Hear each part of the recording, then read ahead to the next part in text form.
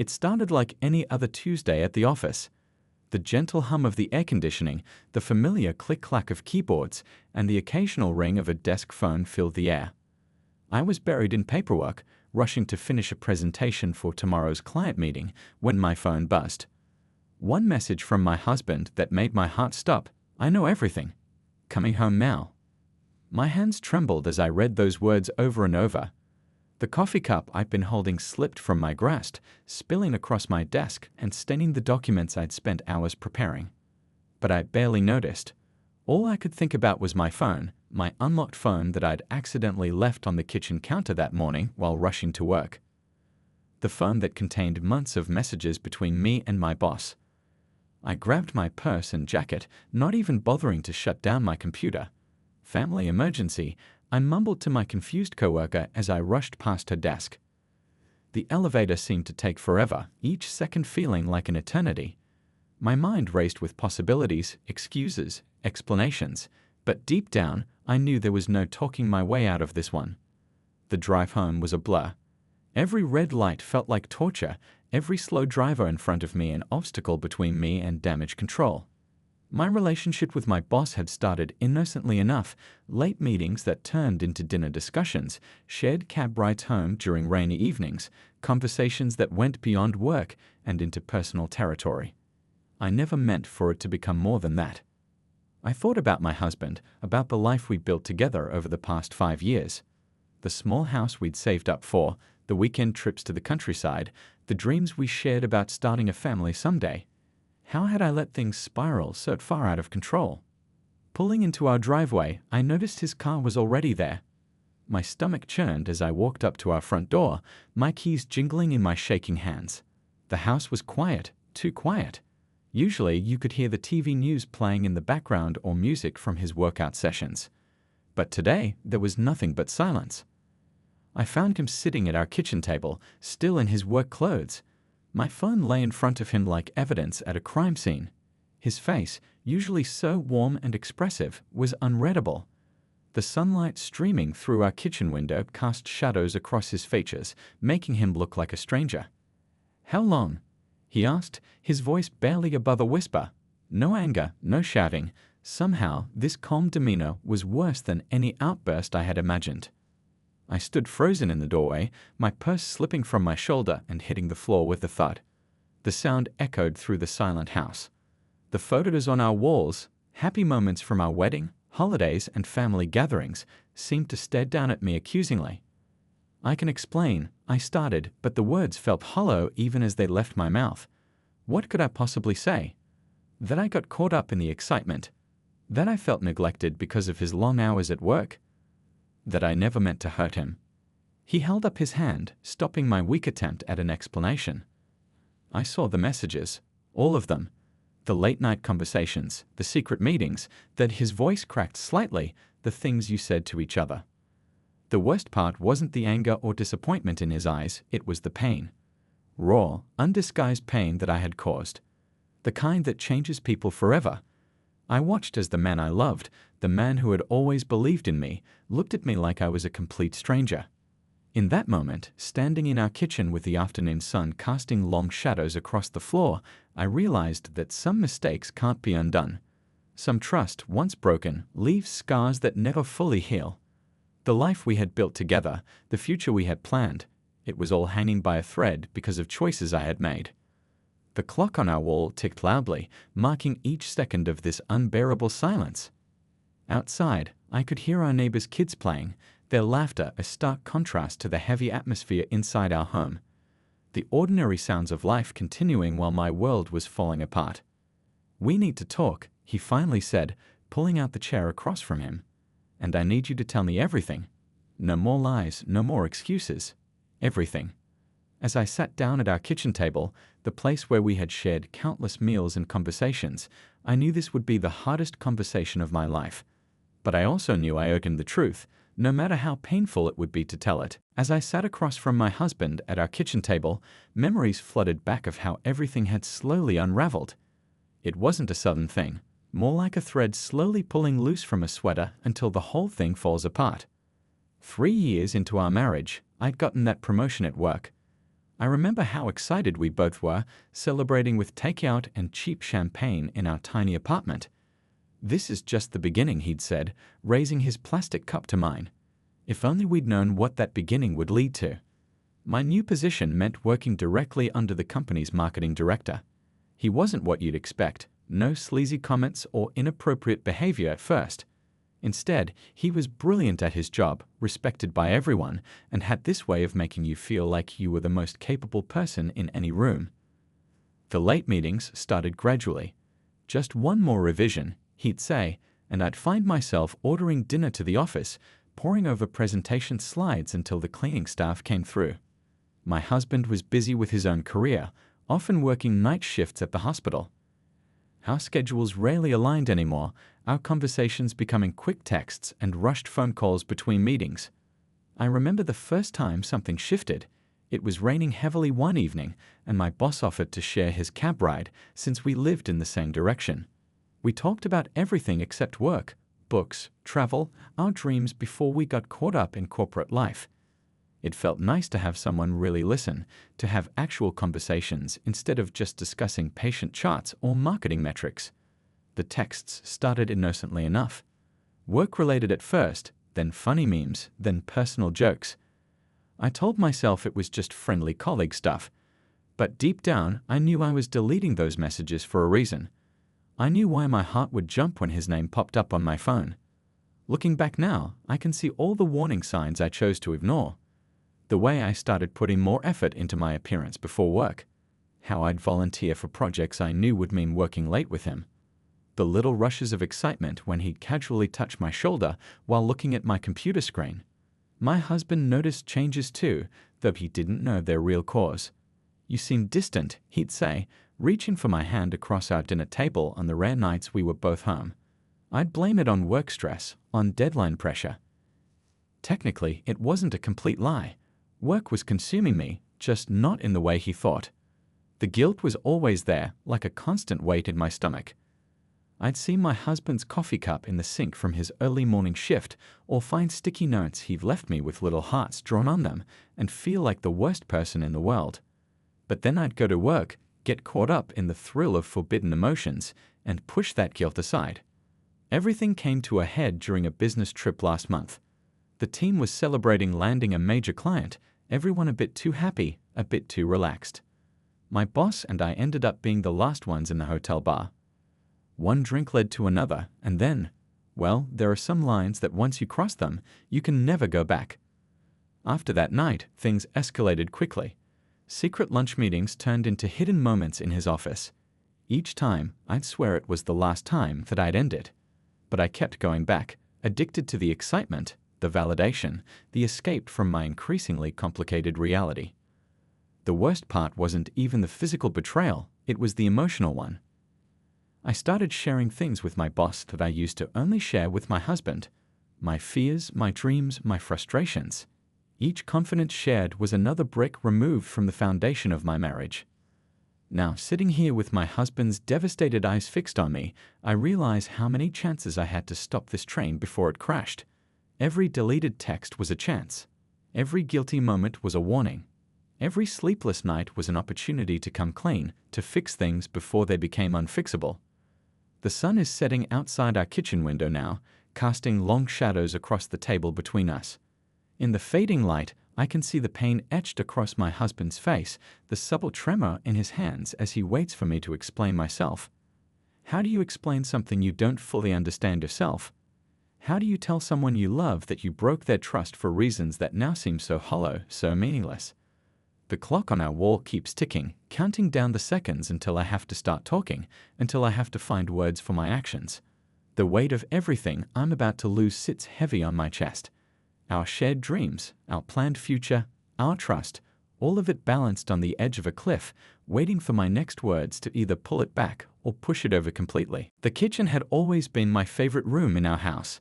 It was where we cooked Sunday breakfasts together, where we'd dance while doing dishes, where we'd sit for hours planning our future. Now it felt like an interrogation room, with my phone lying between us like evidence at a crime scene. "Start from the beginning," my husband said, his voice barely above a whisper. His hands were wrapped around a coffee mug he hadn't drunk from, knuckles white from gripping it too hard. The afternoon light streaming through our kitchen window highlighted the dark circles under his eyes. Had he slept at all since discovering the messages? I opened my mouth to speak, but no words came out. How do you start a conversation that will destroy everything you've built? The tick-tock of our kitchen clock seemed deafening in the silence. Was I not enough? He asked suddenly, his voice cracking. Did I not show you enough love? Not give you enough attention? Each question hit like a physical blow. The worst part was seeing tears form in his eyes. In all our years together, I'd only seen him cry twice. At our wedding, and when his grandmother passed away. It wasn't about you. I started, then immediately regretted my words as I saw him flinch. I mean, you were perfect. Perfect. I'm the one who messed everything up. My voice sounded strange to my own ears, small and scared, like a child confessing to breaking something precious. He let out a bitter laugh that didn't sound like him at all. Perfect? I worked night shifts. I missed anniversaries. I fell asleep during movie nights. But I thought we were solid enough to handle anything. He finally looked directly at me, his eyes filled with a pain I'd never seen before. I thought we told each other everything. The room suddenly felt too small, too warm. Outside, I could hear our neighbor mowing their lawn, the mundane sound of normal life continuing while my world collapsed. The family photos on our walls seemed to stare down at me accusingly, happy moments frozen in time, moments I'd now tainted. I kept telling myself it was nothing, I said, my words tumbling out now. Just friendly conversations at first, then late meetings, then text messages. Each step seemed so small at the time, but looking back, I wiped at my eyes, surprised to find them wet. Looking back, I can see every moment I could have stopped this, should have stopped this. My husband stood up abruptly, his chair scraping against the floor. He walked to the sink and stood there, gripping the counter edge. His shoulders were tense under his wrinkled work shirt. Did you? He started, then stopped, taking a deep breath. Did you love him? The question hung in the air like smoke, choking me. No, I answered honestly, the word heavy with the weight of everything I'd risked for something that wasn't even love. It wasn't love. It was excitement, maybe. Attention. A stupid escape from real life. But not love. He turned back to face me, leaning against the counter. Our wedding photo hung on the wall behind him, both of us beaming, full of hope and promises. You know what hurts the most? He said quietly. It's not even the physical part. It's the lying, the sneaking around. All those nights I called to check if you were okay working late, actually worried about you, and you were? He couldn't finish the sentence. Shame burned through me like acid. Every caring text he'd sent, every time he'd saved dinner for me, every moment he trusted me, all of it played back in my mind like a cruel slideshow. I don't know who you are anymore, he said, and those words hurt more than any angry outburst could have. Because he was right. I didn't know who I was anymore either. The person I thought I was would never have done this to someone they loved. Thunder rumbled outside. A storm rolling in to match the atmosphere in our kitchen. The first drops of rain hit our window, creating trails that looked like tears running down the glass. What happens now? I asked, forcing myself to meet his gaze. The question felt enormous, impossible to answer. He ran his hands over his face, suddenly looking exhausted. I don't know, he admitted. I honestly don't know. Part of me wants to walk out that door and never look back. Part of me, his voice softened slightly, part of me remembers every promise we made to each other, every good moment we've had. And I don't know which part to listen to. The rain was falling harder now, drumming against our roof. Another crack of thunder made me jump slightly. Or maybe I jumped because of how final his words sounded, how close I was to losing everything that mattered. I'll do anything, I whispered, meaning it more than I'd ever meant anything. Whatever you need, time, space, counseling, anything. I know I don't deserve another chance, but... He held up his hand, stopping my desperate words. Don't, he said softly. Don't make promises right now. We both need to think. Really think about whether there's anything left here to save. As if on cue, lightning flashed outside, illuminating our kitchen in harsh white light for a split second.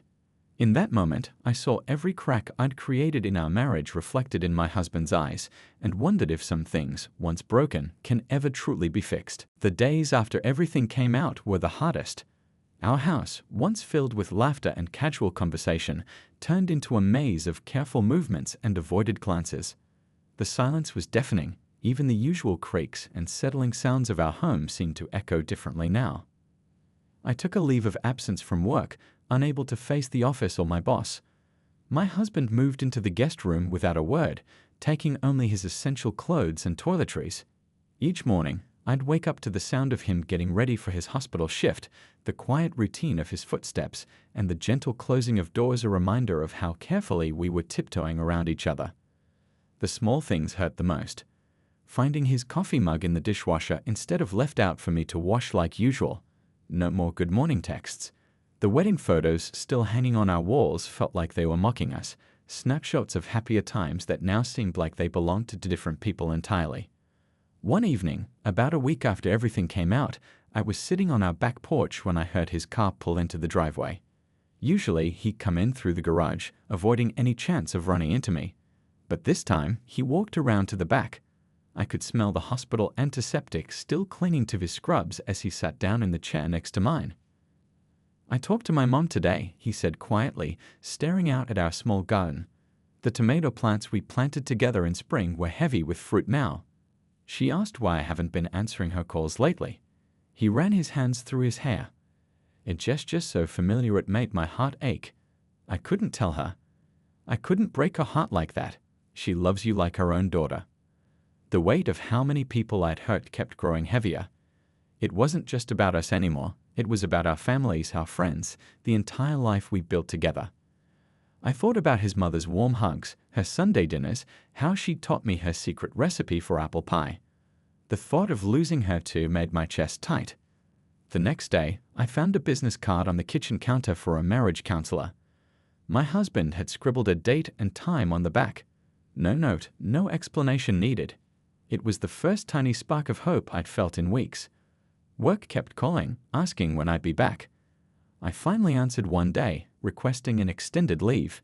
The HR person's voice changed when I mentioned personal issues. I wondered if the office gossip had already started. My boss had been trying to reach me too, his messages getting increasingly desperate. I blocked his number without reading them. The worst moments were at night. I'd lie awake in our bed, now feeling too big and empty, and listen to the quiet sounds of my husband moving around in the guest room. Sometimes I'd hear him on the phone, probably talking to his colleagues at the hospital, his voice professional and steady. How did he do it? How did he go to work every day, save lives, make important decisions while carrying this weight? One night, I found him sitting in the dark kitchen at 3 a.m., still in his scrubs. A half-empty glass of water sat in front of him. "I lost a patient today," he said without looking at me. "Young guy, car accident. His wife was there, completely devastated." And you know what I kept thinking about? He finally turned to me, his eyes tired and red. I kept thinking about trust. How that woman trusted me to save her husband's life. How I trust my team to do their jobs. How trust is everything in my work, in life. He didn't need to finish the thought. I started seeing my own therapist, trying to understand why I'd risked everything for something so meaningless. Each session felt like peeling back layers of myself I'd never examined before. The therapist asked about my childhood, my parents' marriage, my self-worth. I'd leave each session emotionally drained, but somehow lighter, like I was finally dealing with things I'd buried deep inside. Some days were better than others. We managed to share a meal occasionally, though conversation was limited to practical things: bills, house maintenance, scheduling. Other days, the tension was so thick you could cut it with a knife. I'd catch him looking at me sometimes with an expression I couldn't read, not quite anger anymore, but something more complicated, like he was trying to reconcile the person he'd loved with the person who'd betrayed him. Friends started noticing something was wrong. They'd invite us to dinner parties or game nights like usual, and we'd make excuses separately. Some friends took sides without even knowing the full story. Others tried to stay neutral, checking in on both of us. Each interaction felt like another reminder of how our problems were rippling out, affecting more than just us. The calendar on our fridge still showed all our plans: Weekend trips, concerts, his cousin's wedding next month. I couldn't bring myself to erase them, even though I knew most would never happen now. They were like ghosts of our future, haunting us with what could have been. They say bad news travels fast, but I wasn't prepared for how quickly everything would unravel. It started with a simple email from HR requesting an urgent meeting. My stomach dropped as I read it. Somehow they knew. The affair with my boss had become more than just our secret. I sat in that sterile conference room, facing three grim-faced executives who spoke in careful, legal terms about professional conduct and company policy. My boss wasn't there. Later, I learned he'd been called to a similar meeting earlier that morning. His wife had discovered everything and contacted the company board directly. 10 years of climbing the corporate ladder, and it all came crashing down in a single morning. Walking out of the office that day, carrying a small box of personal items, felt surreal. My coworkers avoided eye contact as I passed their desks. These were people I'd worked with for years, shared lunches with, celebrated promotions with. Now they looked through me like I was a ghost. Only my old cubicle mate dared to give me a small, sad smile as I waited for the elevator. The news spread through our social circle like wildfire. My phone buzzed constantly with messages from friends, some offering support, others expressing disappointment, many just fishing for gossip. The worst was the message from my best friend. "I can't believe you did this." His wife was our friend too. I hadn't even thought about my boss's wife much during the affair, but now her pain came crushing into my conscience. We'd attended the same book club, shared recipes, even planned their anniversary party together last year. The guilt was overwhelming. Through mutual friends, I'd heard she'd moved out of their house, taking their kids to stay with their sister. My parents found out through my aunt, who'd heard it from her hairdresser, who was friends with someone at my office. The phone call from my mom was devastating. "We didn't raise you like this," she said, her voice thick with disappointment. "Your father can't even look at your picture right now." My dad, who'd always been my biggest supporter, who taught me to value honesty above all else, couldn't even speak to me. The professional consequences were severe. Word spread quickly in our industry. Nobody wants to hire someone with a reputation for office affairs. Recruiters who'd been eagerly pursuing me months ago now wouldn't return my calls. My LinkedIn profile became a ghost town of disappeared connections. My husband's colleagues at the hospital treated him differently too. I could tell from the way he'd come home, shoulders heavy with more than just the usual weight of his medical duties. "They walk on eggshells around me," he admitted one evening, staring into his untouched dinner. "Like they're afraid I'll break if they mention anything about relationships or marriage." One Sunday, I ran into my mother-in-law at the grocery store. I'd been avoiding their neighborhood, but I needed specific ingredients from this store. She saw me first. For a moment, we just stood there in the produce section, between the tomatoes and cucumbers. The look in her eyes, not anger, but deep sadness, was worse than any harsh words could have been. She'd always treated me like her own daughter, defended me during family disagreements, shared precious family recipes with me. Now she just quietly turned her cart around and walked away. The financial impact hit hard too. My boss's wife filed for divorce, naming me in the paperwork. The legal fees started piling up. The career I built lay in ruins, and finding a new job in our small city, where everyone seemed to know everyone else's business, proved nearly impossible. The savings we'd set aside for a down payment on a bigger house now went to paying bills and lawyers. Mutual friends started taking sides. Dinner party invitations dried up. Weekend gatherings happened without us. Photos appeared on social media of our friend group having fun together, photos we weren't in anymore. The isolation was suffocating. Even our regular Sunday brunch spot felt off limits now. Too many familiar faces, too many opportunities for awkward encounters. The hardest part was watching how my actions had created a domino effect of pain and disruption in so many lives. My husband's younger sister, who'd always looked up to us as the perfect couple, now struggled with trust issues in her own relationship. Our next-door neighbors, who used to invite us over for summer barbecues, now barely waved hello. Even our dog seemed to sense the tension, splitting his time between my husband in the guest room and me in our bedroom like a child caught in a custody battle. One evening, I found a letter in our mailbox, handwritten from my boss's teenage daughter. She wrote about how her family was falling apart, how she had to change schools to avoid the gossip, how she couldn't understand why adults would hurt each other like this. Each word was like a knife to my heart. In trying to fulfill my own selfish desires, I'd helped destroy not just one family, but two. The weight of consequences seemed to grow heavier each day. Simple things became complicated, choosing which friends' children's birthday parties to attend, navigating family holidays, even deciding which grocery store to shop at to avoid running into certain people. The ripple effects of my choices spread far beyond what I'd ever imagined, touching lives I hadn't even considered. The counseling office was painted in soft beige colors, with comfortable chairs and gentle lighting that was probably meant to be soothing. But nothing could ease the tension as my husband and I sat on opposite ends of a plush sofa, waiting for our first couples therapy session to begin. The therapist was a gentle-voiced woman in her 50s who didn't waste time with small talk. "Why are you both here today?" she asked, looking between us. The question hung in the air for a moment before my husband spoke. "I don't know if there's anything left to save," he said quietly. "But I need to understand why. I need to know if any of it was real." His words hit me like physical blows. Of course it was real. Our love, our life together, all of it had been real. Hadn't it? That first session opened a flood of emotions I hadn't even known I was holding back. The therapist asked about our childhoods, our parents' marriages, our early dating years.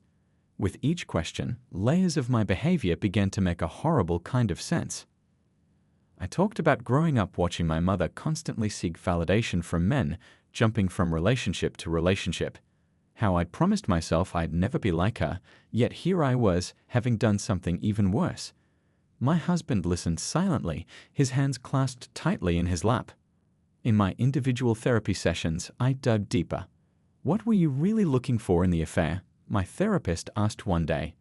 It was a question I'd been avoiding, but now it demanded an answer. "Attention," I admitted finally. "Excitement, feeling important." The words felt small and pathetic as I said them. At work, he made me feel special, powerful, like I was the only person who really understood him.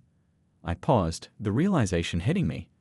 But that's exactly what he wanted me to feel, isn't it? It was all just manipulation.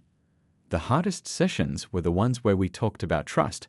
My husband, who saved lives for a living, who needed to trust his team in life or death situations, now struggled to believe anything I said. "How do I know you're telling the truth now?" he asked during one particularly painful session. "How do I know this isn't just another performance?" I started keeping a journal, trying to understand my own thoughts. Late at night, I'd write about the moments that led to my betrayal, examining each decision, each rationalization. The pages filled with tears as often as ink. Why hadn't I just talked to my husband when I felt disconnected? Why had I looked for validation in all the wrong places? The therapist had us do exercises that felt silly at first, but cut to the core of our issues.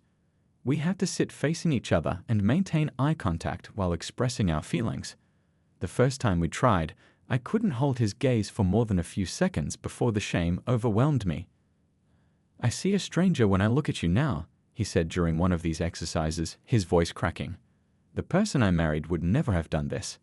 I wanted to look away, but forced myself to face the pain in his eyes. "I need to know, who are you really?" It was a question I asked myself every day. The person I'd become during the affair felt alien to me now. Looking back, I could hardly recognize myself in those choices, those lies, that selfishness. The therapy was forcing me to confront the ugliest parts of myself, the parts I'd always pretended didn't exist. Slowly, painfully, I began to understand that the affair had never really been about my boss, or even about my marriage. It had been about my own insecurities, my need for external validation, my inability to communicate honestly about my feelings. The excitement and attention had been like a drug, numbing me to the reality of what I was destroying. One breakthrough came when discussing our communication patterns. The therapist pointed out how we'd both retreated into our careers when things got tough, using work as an excuse to avoid dealing with our growing distance. My husband admitted he'd felt guilty about his long hospital hours, compensating with gifts instead of time and attention. "But that doesn't excuse what I did," I said firmly. "Nothing excuses that." It was important to me that he knew I wasn't trying to shift blame or minimize my actions. The responsibility for my choices was mine alone. The therapy forced us to re-examine everything: our expectations of marriage, our ways of showing love, our deepest fears. My husband talked about his fear of abandonment stemming from his parents' divorce. I confronted my pattern of seeking validation from others instead of building self-worth. In one session, the therapist asked us to write letters to our younger selves, the people we were on our wedding day. My hand shook as I wrote, "You think love is enough, that promises are unbreakable. You don't realize how much work marriage takes, how vigilant you need to be against your own worst impulses. Please, please don't take his love for granted." The hardest part was accepting that understanding why I cheated didn't make it any less devastating. Each revelation in therapy seemed to uncover new layers of pain, not just my husband's pain, but the pain I'd been carrying without even realizing it. The fear of not being enough, the need to prove my worth, the tendency to run from difficult emotions instead of facing them. 6 months after that terrible day when everything came to light, I stood in our kitchen making coffee. The morning sun streamed through the window, catching the dust motes in its golden light. It was a morning like any other, except it wasn't. It was the morning my husband and I had agreed to make our final decision about our marriage. The coffee maker gurgled and steamed, filling the kitchen with its familiar aroma. I'd started making coffee again about a month ago, after my husband had quietly mentioned missing my morning brew. It was a small thing, but in a marriage hanging by a thread, even small things felt monumental. He came downstairs dressed for work, his hospital ID badge already clipped to his scrubs. The dark circles under his eyes had faded somewhat over the past months, but a new wariness lived there now, a look I knew I had put there. Still, he accepted the coffee cup I offered with a small nod. "Should we sit?" I asked, gesturing to our kitchen table, the same table where our world had fallen apart half a year ago. He pulled out a chair, and I noticed his hands were steady as he set down his cup. Mine weren't. The past 6 months had been a journey through hell and back. Countless therapy sessions, both together and separate. Tearful conversations that lasted until dawn. Moments of hope followed by days of despair. We'd learned to be honest in ways that hurt, to listen even when the truth felt like knives. "I've been thinking," he started, his voice quiet but clear, "about everything we've talked about in therapy.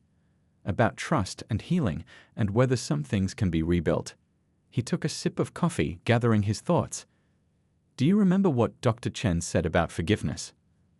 I nodded. Our therapist had explained that true forgiveness wasn't about forgetting or pretending the hurt never happened. It was about choosing to build something new on the ashes of what was destroyed. The memory of my betrayal would always be there, but it didn't have to define our entire story. "I look at you now," he continued, "and I see someone different from the person who betrayed me. Someone who's done the hard work of understanding why it happened, who's faced their own demons." His words made my heart skip a beat. But I also can't unsee what happened. It's like looking at a stained glass window that's been broken and pieced back together. The light still shines through, but the cracks are part of the pattern now. Outside, a neighbor's kid rode past on their bike, the sound of laughter drifting through our window. Life had continued around us while we'd been in our bubble of pain and healing. The world hadn't stopped, even when it felt like it should have. "I want to try," I said softly, forcing myself to meet his eyes. "Not to go back to what we were. I know that's impossible. But to build something new. Something stronger, maybe, because we know how fragile it can be." I paused, wiping away tears I hadn't realized were falling. "But only if you think you can ever trust me again." He was quiet for a long moment, turning his coffee cup in his hands. The morning light caught his wedding ring. He'd never taken it off, even during the worst days. I'd noticed that, but been afraid to ask why. "Trust," he said finally, "is like a muscle. It can be torn, damaged, but with the right care and attention, it can heal. Different, but functional." He looked up at me. "I've seen it in my work, people healing from things they never thought they could survive. The body has an amazing capacity for repair, and maybe the heart does too." My hands were shaking so badly I had to set down my cup. "Are you saying?" "I'm saying I want to try too." His voice was stronger now. "Not because of our history or our families, or because it's the easy thing to do. God knows it would be easier to walk away." He reached across the table, The first time he'd initiated contact in months and took my trembling hand. I want to try because I see how hard you've worked to understand yourself, to change, and because despite everything, when I imagine my future, you're still in it. The tears were flowing freely now from both of us. 6 months ago, we'd sat at this same table as strangers, divided by betrayal. Now we sat as two people who had seen the worst in each other and chosen to stay anyway. It won't be easy, he warned, his thumb brushing over my knuckles. There will be bad days. Days when I remember and get angry all over again. Days when you'll have to be patient with my doubt. I nodded, squeezing his hand. I know. And I'll do whatever it takes for as long as it takes, even if it's years. I meant every word. The months of therapy had taught me that real love wasn't about grand gestures or intense passion. It was about showing up, day after day, even when it's hard. Especially when it's hard. He stood up, still holding my hand, and pulled me to my feet. For the first time in half a year, he drew me into his arms. The familiar smell of his hospital soap mixed with coffee brought fresh tears to my eyes. This wasn't a happily ever after moment. We both knew there would be struggles ahead. But it was a beginning. One day at a time, he whispered into my hair, and I felt something in my chest unlock. One day at a time, we would rebuild. Different, scared, but maybe stronger for having been broken and chosen to heal together. It won't be easy, he warned, his thumb brushing over my knuckles. There will be bad days. Days when I remember and get angry all over again. Days when you'll have to be patient with my doubt. I nodded, squeezing his hand. I know. And I'll do whatever it takes for as long as it takes, even if it's years. I meant every word. The months of therapy had taught me that real love wasn't about grand gestures or intense passion. It was about showing up, day after day, even when it's hard. Especially when it's hard. He stood up, still holding my hand, and pulled me to my feet. For the first time in half a year, he drew me into his arms. The familiar smell of his hospital soap mixed with coffee brought fresh tears to my eyes. This wasn't a happily ever after moment. We both knew there would be struggles ahead. But it was a beginning. One day at a time, he whispered into my hair, and I felt something in my chest unlock. One day at a time, we would rebuild. Different, scared, but maybe stronger for having been broken and chosen to heal together.